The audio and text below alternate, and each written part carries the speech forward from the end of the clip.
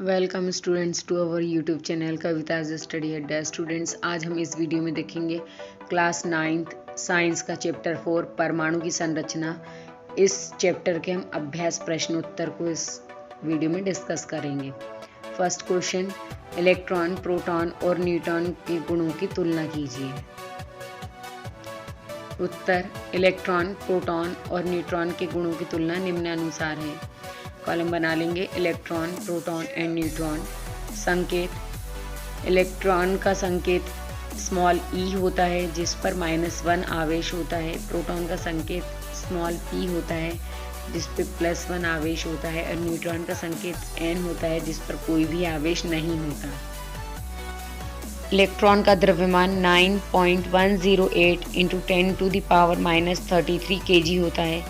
Proton का द्रव्यमान 1.67 × 10⁻27 kg होता है। न्यूट्रॉन, इसका द्रव्यमान प्रोटॉन के बराबर होता है 1.67 × 10⁻27 kg। इलेक्ट्रॉन पर इकाई ऋण आवेश होता है -1.602 × 10⁻19 कूलॉम।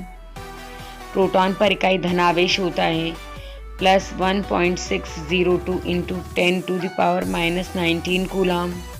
न्यूट्रॉन विद्युत उदासीन होता है, अर्थात इस पर कोई भी आवेश नहीं होता। इलेक्ट्रॉन की खोज सर जे टॉमसन ने की थी। प्रोटॉन की खोज ई गोल्डस्टीन ने की थी तथा न्यूट्रॉन की खोज जे चैडविक ने की थी। क्वेश्चन 2, जे टॉमसन के परमाणु मॉडल की क्या सीमाएं हैं। उत्तर, टॉमसन के मॉडल से परमाणु के उदासीन होने की व्याख्या तो हो गई, परंतु इस मॉडल के द्वारा अन्य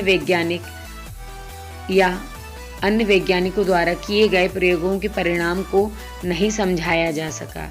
अर्थात टॉमसन सिर्फ परमाणु के उदासीन होने की व्याख्या कर पाए, परंतु अन्य वैज्ञानिकों ने जो प्रयोग किए थे उनके परिणामों को टॉमसन के मॉडल द्वारा नहीं समझाया जा सकता है। क्वेश्चन 3, रदरफोर्ड के परमाणु मॉडल की क्या सीमाएं हैं। उत्तर, रदरफोर्ड ने बताया कि इलेक्ट्रॉन परमाणु के चारों ओर वर्तुलाकार चक्कर लगाते हैं और ऊर्जा क्षयित करते रहते हैं। जब कोई भी आवेशित कण गोलाकार कक्ष में त्वरित होता है, त्वरण के दौरान आवेशित कण से ऊर्जा का विकिरण होता है। इस प्रकार स्थायी कक्ष में घूमता हुआ इलेक्ट्रॉन अपनी ऊर्जा विकिरित करेगा और नाभिक से टकरा जाएगा। ऐसे ही इलेक्ट्रॉन चक्कर लगाते हुए नाभिक से टकरा जाएंगे जिससे परमाणु अस्थिर हो जाएगा। चुंबकीय सिद्धांत के अनुसार रदरफोर्ड के परमाणु मॉडल परमाणु को अस्थिर बनाता है जबकि परमाणु स्थायी होता है। और रदरफोर्ड के अनुसार जो परमाणु का अस्थिर होना है या अस्थायी होना है, यही रदरफोर्ड के परमाणु मॉडल की सबसे बड़ी कमी रही। बोर के परमाणु मॉडल की व्याख्या कीजिए। उत्तर, नील्स बोर अपने परमाणु मॉडल की निम्न अवधारणाएं प्रस्तुत की। पहला, इलेक्ट्रॉन कुछ निश्चित कक्षाओं में ही चक्कर लगा सकते हैं जिन्हें इलेक्ट्रॉन की विविक्त कक्षा कहते हैं, अर्थात जिन कक्षाओं में इलेक्ट्रॉन घूमते हैं। सेकंड, जब इलेक्ट्रॉन इस विविक्त कक्षा में चक्कर लगाते हैं तो उनकी ऊर्जा का विकिरण नहीं होता है। नील्स बोर के परमाणु मॉडल का चित्र, जिसमें केंद्र में नाभिक है, केंद्र के बाहर वाली कक्षा के कक्ष कहलाती है जिसको n=1 कहते हैं। सेकेंड वाली कक्षा L कक्ष कहलाती है जिसको n=2 कहते हैं। थर्ड वाली कक्षा M कहलाती है, n=3। लास्ट वाली कक्ष कैपिटल N कहलाता है, N शेल कहलाता है, n=4। क्वेश्चन 5, इस अध्याय में दिए गए सभी परमाणु मॉडल की तुलना कीजिए। पहला मॉडल, जे टॉमसन का परमाणु मॉडल। टॉमसन ने परमाणुओं की संरचना से संबंधित एक मॉडल प्रस्तुत किया जो कि तरबूज की तरह था। उन्होंने इसके लिए निम्न मॉडल प्रस्तावित किया। जे टॉमसन ने निम्न मॉडल प्रस्तुत किया। पहला, परमाणु धनावेशित गोले का बना होता है और इसमें इलेक्ट्रॉन धसे रहते हैं। जैसे तरबूज में बीज धसे हुए होते हैं, वैसे ही परमाणु धनावेशित गोला होता है जिसके अंदर इलेक्ट्रॉन धसे होते हैं। सेकंड, ऋणात्मक और धनात्मक आवेश परिमाण में समान होते हैं, अर्थात मात्रा में समान होते हैं, इसलिए परमाणु वैद्युतीय रूप से उदासीन होता है। सेकंड, रदरफोर्ड का परमाणु मॉडल। रदरफोर्ड के परमाणु मॉडल के अनुसार परमाणु में धनावेशित भाग उसके केंद्र में होता है, जिसे नाभिक कहते हैं। इस नाभिक में परमाणु का समस्त द्रव्यमान स्थित है।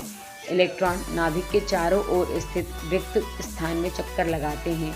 नाभिक का आकार परमाणु के आकार की तुलना में अत्यंत कम या उपेक्षणीय होता है, ठीक वैसे ही जैसे एक बड़े से मैदान के बीच में रखा हुआ फुटबॉल। अर्थात रदरफोर्ड के अनुसार जो परमाणु का नाभिक होता है वो अत्यंत छोटा होता है, जिसकी हम उपेक्षा भी कर दें तो भी सही है। थर्ड, बोर का परमाणु मॉडल। नील्स बोर के अनुसार इलेक्ट्रॉन कुछ निश्चित कक्षाओं में ही चक्कर लगा सकते हैं, जिन्हें इलेक्ट्रॉन की विविक्त कक्षा कहते हैं। जब इलेक्ट्रॉन इन विविक्त कक्षाओं में चक्कर लगाते हैं तो उनकी ऊर्जा का विकिरण नहीं होता। क्वेश्चन 6, पहले 18 तत्वों के विभिन्न कक्षों में इलेक्ट्रॉन वितरण के नियम को समझाइए। उत्तर, किसी भी परमाणु के विभिन्न कक्षाओं में इलेक्ट्रॉनों की संख्या निश्चित होती है, जो सूत्र 2n² द्वारा ज्ञात किया जाता है, जहां n कक्षा की संख्या या ऊर्जा स्तर को प्रदर्शित करता है। इस सूत्र से परमाणु की विभिन्न कक्षाओं k, l, m और n में इलेक्ट्रॉनों की अधिकतम संख्या निम्न होगी। प्रथम k कक्ष में 2 × 1 की पावर 2 = 2। द्वितीय l कक्ष में 2 × 2² = 8। तृतीय m कक्ष में 2 × 3² = 18।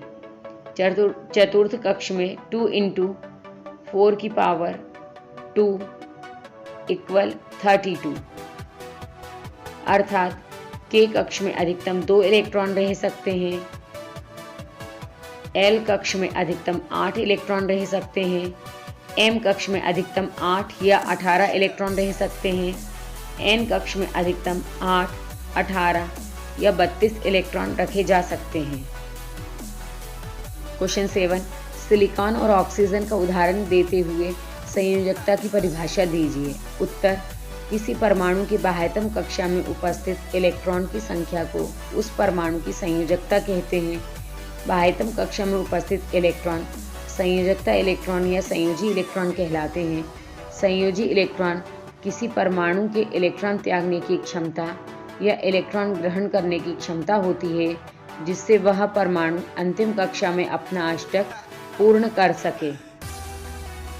जैसे सिलिकॉन में परमाणु संख्या 14 है, इसलिए इसमें इलेक्ट्रॉन की संख्या 14, इलेक्ट्रॉनिक विन्यास 2, 8, 4 होगा।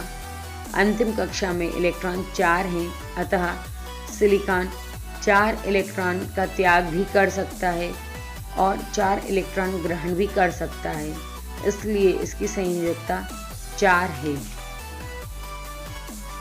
ऑक्सीजन की परमाणु संख्या 8 है, इलेक्ट्रॉन भी 8 ही होंगे। इलेक्ट्रॉनिक विन्यास 2, 6, बाह्यतम कक्षा में इलेक्ट्रॉन 6 हैं, अतः ये सिर्फ 8 - 6 = 2 इलेक्ट्रॉन ही ग्रहण कर सकता है, अर्थात इसके संयोजी इलेक्ट्रॉन 2 हैं, अतः इसकी संयोजकता 2 है। प्रश्न क्रमांक 8, उदाहरण के साथ व्याख्या कीजिए। परमाणु संख्या, द्रव्यमान, समस्थानिक और समभारिक। समस्थानिकों के कोई 2 उपयोग भी लिखिए। पहला, परमाणु संख्या किसी परमाणु के नाभिक में उपस्थित प्रोटॉनों की संख्या उस परमाणु की परमाणु संख्या कहलाती है। परमाणु संख्या बराबर प्रोटॉन की संख्या। सेकंड, द्रव्यमान संख्या किसी परमाणु के नाभिक में उपस्थित प्रोटॉनों की संख्या और न्यूट्रॉनों की संख्या के कुल योग को परमाणु की द्रव्यमान संख्या कहते हैं। द्रव्यमान संख्या बराबर प्रोटॉनों की संख्या प्लस न्यूट्रॉनों की संख्या। थर्ड, समस्थानिक किसी तत्व के वे परमाणु जिनकी परमाणु संख्या समान हो परंतु परमाणु द्रव्यमान भिन्न भिन्न हो, वे परमाणु उस तत्व के समस्थानिक कहलाते हैं। जैसे हाइड्रोजन के समस्थानिक H1, H2, H3, क्लोरीन के समस्थानिक क्लोरीन 35 एंड क्लोरीन 37। समभारिक किसी तत्व के वे परमाणु जिनकी द्रव्यमान संख्या पर समान हो परंतु परमाणु संख्या भिन्न भिन्न हो, वे परमाणु समभारिक कहलाते हैं। जैसे आर्गन 18, कैल्शियम 20। आर्गन और कैल्शियम की जो परमाणु संख्या है वे एक ही है परंतु इनके परमाणु भार अलग अलग हैं। Krypton and स्ट्रांशियम, krypton 36, स्ट्रांशियम 38।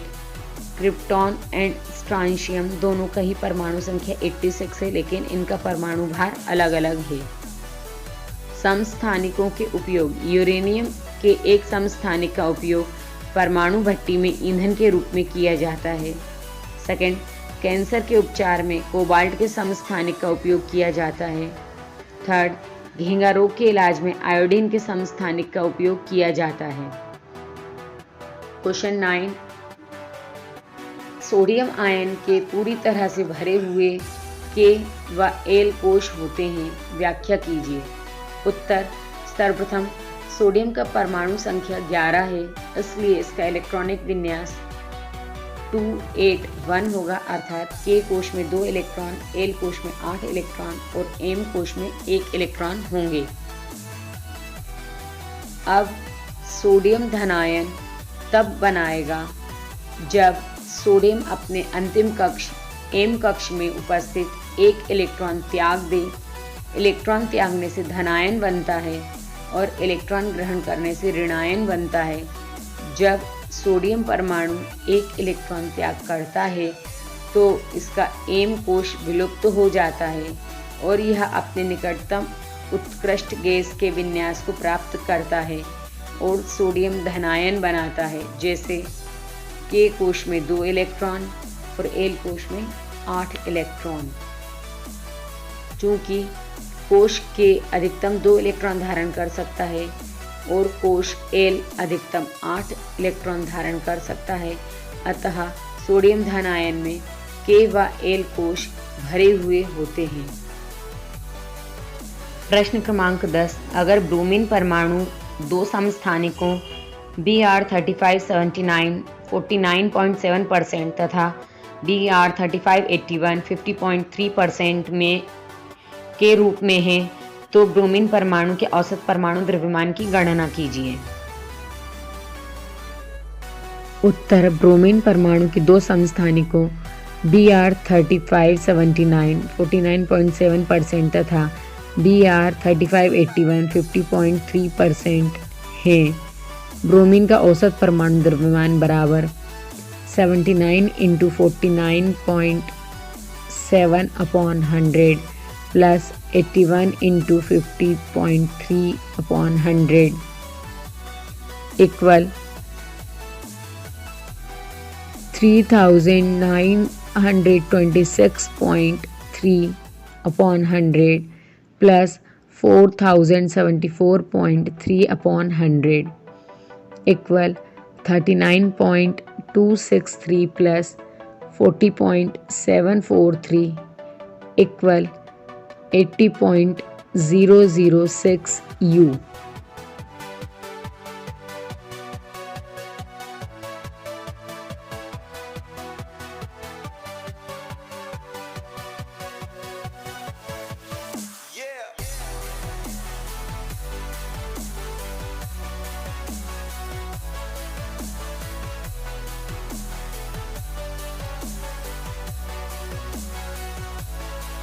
प्रश्न क्रमांक 11, एक तत्व X का परमाणु द्रव्यमान 16.2 U है तो किसी नमूने में समस्थानिक X8 16 और X8 18 का प्रतिशत क्या होगा।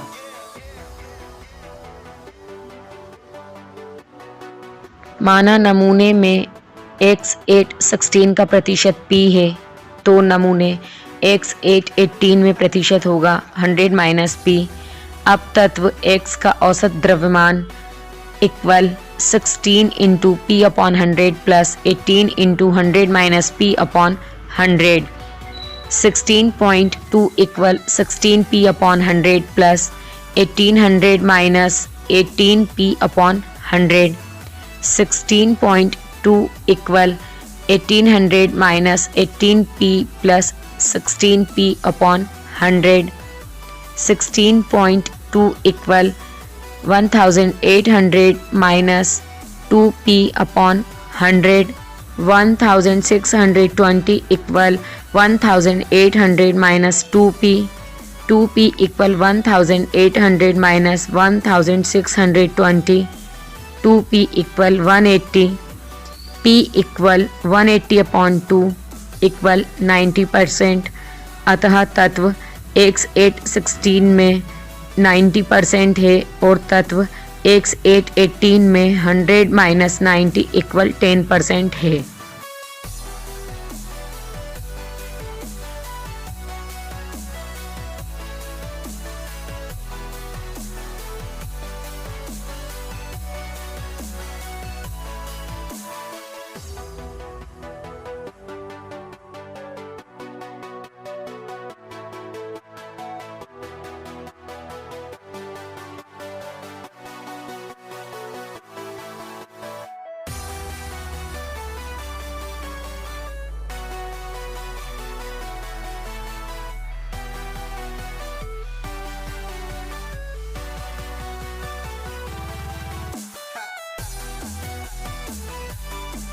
प्रश्न क्रमांक 12, यदि तत्व का Z इक्वल 3 हो तो तत्व की संयोजकता क्या होगी? तत्व का नाम भी लिखिए। उत्तर, तत्व का Z इक्वल 3 अर्थात इसका इलेक्ट्रॉनिक विन्यास 2 1 होगा, अतः यह तत्व अपने बाह्यतम कक्ष में उपस्थित एक इलेक्ट्रॉन त्याग सकता है, अतः एक इलेक्ट्रॉन त्यागने की क्षमता है, इसलिए इसकी संयोजकता भी एक ही होगी और यह तत्व लिथियम होगा। क्योंकि जो Z इक्वल 3 है अर्थात इसमें 3 इलेक्ट्रॉन हैं और जो परमाणु संख्या लिथियम की है वह भी 3 है, इसलिए वह तत्व लिथियम होगा और उसकी संयोजकता 1 होगी। क्वेश्चन 13, दो परमाणु स्पीशीज के केंद्रकों का संघटन नीचे दिया गया है।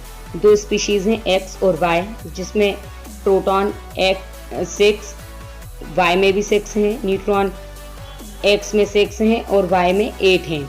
X और Y की द्रव्यमान संख्या ज्ञात कीजिए। इन दोनों स्पीशीज में क्या संबंध है यह भी बताइए। उत्तर, तत्व X का द्रव्यमान संख्या बराबर प्रोटॉन की संख्या प्लस न्यूट्रॉन की संख्या। तत्व X में 6 प्रोटॉन हैं और 6 न्यूट्रॉन हैं, तो 6 + 6 इक्वल 12U। X तत्व की द्रव्यमान संख्या 12U होगी। अब तत्व Y की द्रव्यमान संख्या बराबर प्रोटॉन की संख्या प्लस न्यूट्रॉन की संख्या इक्वल 6 + 8। यहाँ पर जो 6 है वो प्रोटॉन की संख्या है और 8 है वो न्यूट्रॉन की संख्या है, इक्वल 14U।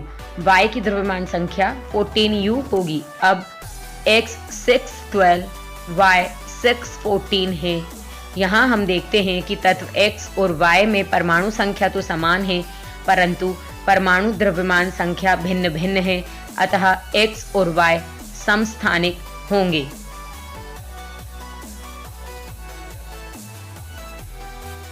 क्वेश्चन 14, निम्नलिखित वक्तव्यों में गलत के लिए F और सही के लिए T लिखें। सर जे टॉमसन ने यह प्रस्तावित किया था कि परमाणु के केंद्रक में केवल न्यूक्लियॉन्स होते हैं। F, false. B, इलेक्ट्रॉन एक प्रोटॉन मिलकर न्यूट्रॉन का निर्माण करते हैं, इसलिए यह अनावेशित होता है। फॉल्स। इलेक्ट्रॉन का द्रव्यमान प्रोटॉन से लगभग 12,000 गुना होता है। ट्रू। आयोडीन के समस्थानिक का इस्तेमाल टिंचर आयोडीन बनाने में होता है, इसका उपयोग दवा के रूप में होता है। फॉल्स। आयोडीन के समस्थानिक का उपयोग घेंघा रोग के इलाज में होता है। 15, चूज द करेक्ट। रदरफोर्ड का अल्फा कण प्रकीर्णन प्रयोग किसकी खोज के लिए उत्तरदायी था? परमाणु केंद्रक, इलेक्ट्रॉन, प्रोटॉन, न्यूट्रॉन। उत्तर परमाणु केंद्रक। 16 एक तत्व के समस्थानिक में होते हैं समान भौतिक गुण, बी भिन्न रासायनिक गुण, सी न्यूट्रॉनों की भिन्न भिन्न संख्या, डी भिन्न परमाणु संख्या। उत्तर सी न्यूट्रॉनों की भिन्न भिन्न या अलग अलग संख्या। 17 क्लोरीन निगेटिव आयन में संयोजकता इलेक्ट्रॉनों की संख्या है 16, 8, 17, 18। उत्तर बी 8।